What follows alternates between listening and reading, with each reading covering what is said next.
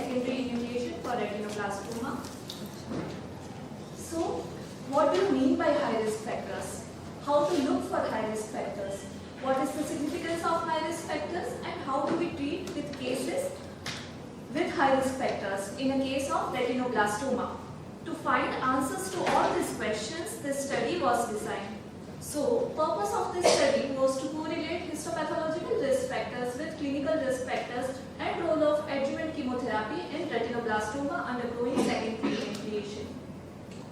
It was a retrospective, interventional, consecutive case series including 406 patients undergoing secondary enucleation. Evaluation of clinical risk factors included proptosis, pre-thicical changes, sterile orbital inflammation, orbital cellulitis, ophthalmos, corneal edema, raised IOP, EC seeds, pseudohypopion, hyphema, NBI, ectropion secondary glaucoma, and cataract. On HPE, infiltration of lamina cribrosa, retrolaminar optic nerve, transected end of optic nerve, more than 3 mm of choroid, sclera, extrascleral tissue, iris, ciliary body, anterior chamber, vortex wing infiltration was considered as histopathological risk factor. In our study, all the cases of retinoblastoma were clinically evaluated for the presence of these clinical high-risk factors, and based on this, all CRF positive cases after baseline bone marrow and cerebrospinal fluid examination and MRI were treated with 6 cycles of neoadjuvant chemotherapy and focal therapy. After completion of 6 cycles, again MRI was repeated, and on the other hand, all the CRF negative cases were treated with chemo reduction and focal treatment. Presence of HRF was evaluated in all the cases after secondary enucleation. All the HRF positive cases after bone marrow CSF examination again received 6 cycles of adjuvant chemotherapy plus minus EBRT, and all the cases HRF negative were given customized ocular prosthesis and were kept up follow-up.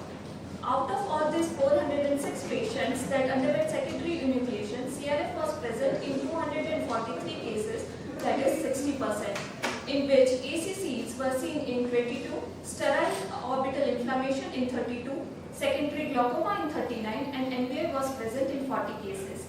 Out of 243 CRF positive cases, HRF was present in 91 cases, and in 163 cases without any CRF, HRF was found in 31 cases. Overall, HRF was present in 122 cases, that is 30%. Out of these 122 cases, massive choroidal invasion was seen in 56 cases, followed by ciliary body involvement, which was seen in 26 cases. 37% of CRF positive cases eventually had HRF positive, but amongst all HRF positive cases, baseline CRF was found in 76% of cases.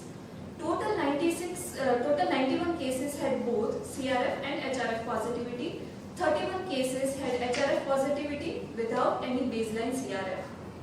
All 122 patients with HRF positivity were given 6 cycles of adjuvant chemotherapy, where only 10 cases required EBRT, and with this we could achieve life salvage in 117 cases. Life salvage in HRF positive cases was found to be 96%, 100% in HRF negative cases, 98% in CRF positive cases. Overall life salvage rate was 99%. Yes, you heard that right, 99% overall life salvage rate, and as clinician, what else we crave for?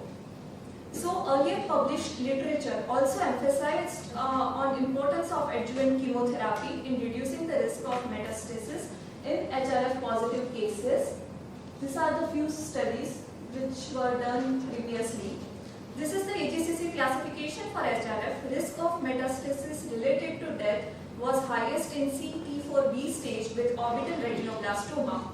On reviewing previously published similar studies, we found that our study had the largest sample size, choroidal invasion being the most common HRF seen in almost all series, and neoadjuvant adjuvant chemotherapy can significantly improve the life salvage rates. So, to conclude, clinical high-risk factors and histopathological high-risk factors are strongly related like a yin-yang, and predicts possible HRF. Despite neoadjuvant chemotherapy, a significant number of patients may have HRF on secondary enucleation, but appropriate adjuvant chemotherapy can significantly improve life salvage rate. Thank you.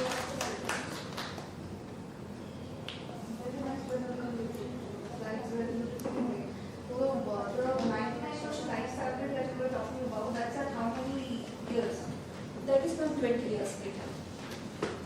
Last 20 What is years. the mean follow-up? Yes, mean follow-up was 16 years.